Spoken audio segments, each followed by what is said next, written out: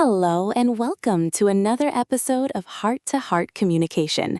I am your host, Linda, and today we are diving into a topic that sounds simple, but is actually a lifelong journey: the art of listening. Oh, I am so glad we are talking about this today, Linda. It is such a vital skill. I think most people think they are good listeners just because they have ears, but there is so much more to it than that. You are so right, son. There is a massive difference between hearing the sound of someone's voice and truly, deeply listening to the heart of what they are saying. Exactly. It's almost like a superpower when you find someone who truly listens to you. You feel seen, you feel heard, and honestly, you feel valued. That feeling of being valued is exactly why we are doing this episode. We want to help you, our listeners, become the kind of person who makes others feel like the only person in the room. So, where do we start? If I want to improve my listening skills today, what is the first step? It starts with presence. We live in such a distracted world. My phone is buzzing, your laptop is pinging, and our brains are usually 5 steps ahead thinking about what we want to say next. I am so guilty of that. Sometimes while someone is talking, I am already rehearsing my rebuttal or my own related story. It is a bad habit. We all do it, son. It's human nature. But the first step to becoming a master listener is to quiet that internal monologue. It's about deciding to be here, right now, with the person in front of you. It sounds like a form of meditation in a way, giving someone your full, undivided attention as a gift. That is a beautiful way to put it. It is a gift, and part of that gift is what I call the golden silence. When someone finishes a sentence, instead of jumping in immediately, just wait for 2 seconds. 2 seconds? That feels like an eternity in a fast-paced conversation. It does at first, but those 2 seconds show the other person that you are actually processing what they said. It gives them space to add more, often the most important part of their thought. I can see that. Often we stop talking because we think we have to, not because we are finished. That silence is an invitation. Exactly. Now, let's talk about the physical side of listening. Son, what does a good listener look like to you?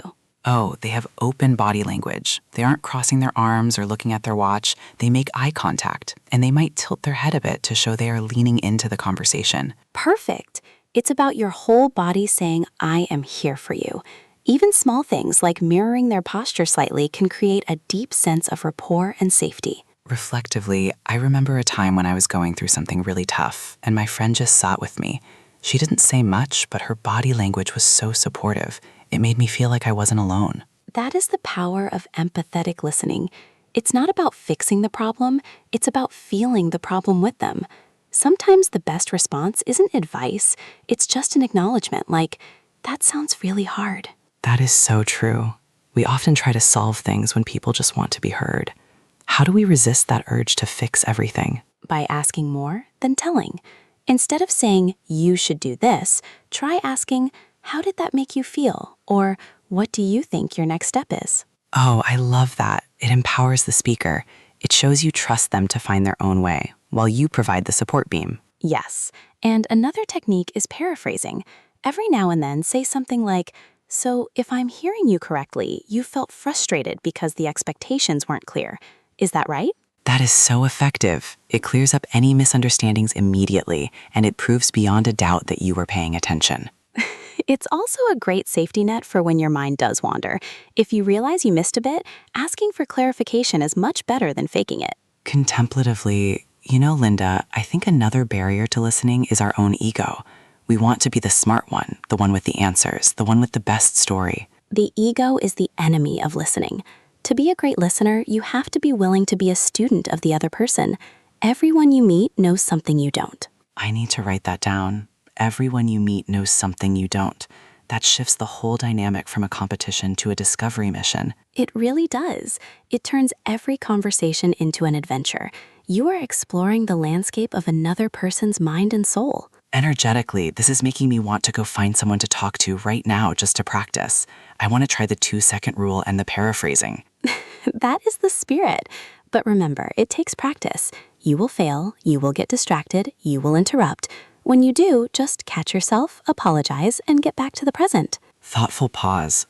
What about listening in difficult situations, like an argument? It is so hard to listen when you feel attacked. That is the ultimate test. In those moments, listening becomes a tool for de-escalation.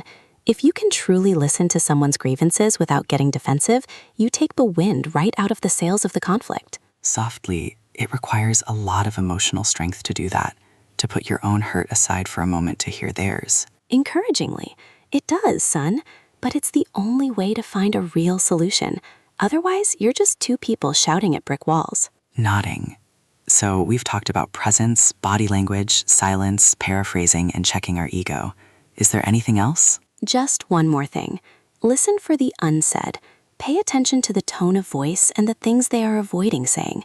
Often, the most important information is hidden in the gaps. Hushed voice, like a detective of the heart. I love that. Warmly. Exactly.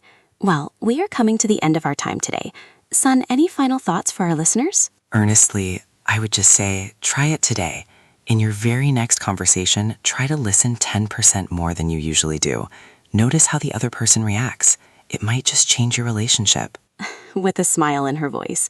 Beautifully said. Thank you for being here with me, son, and thank you to everyone listening at home. Remember, the greatest gift you can give someone is your attention. Until next time, keep listening with your heart. Softly and with your heart. Goodbye, everyone.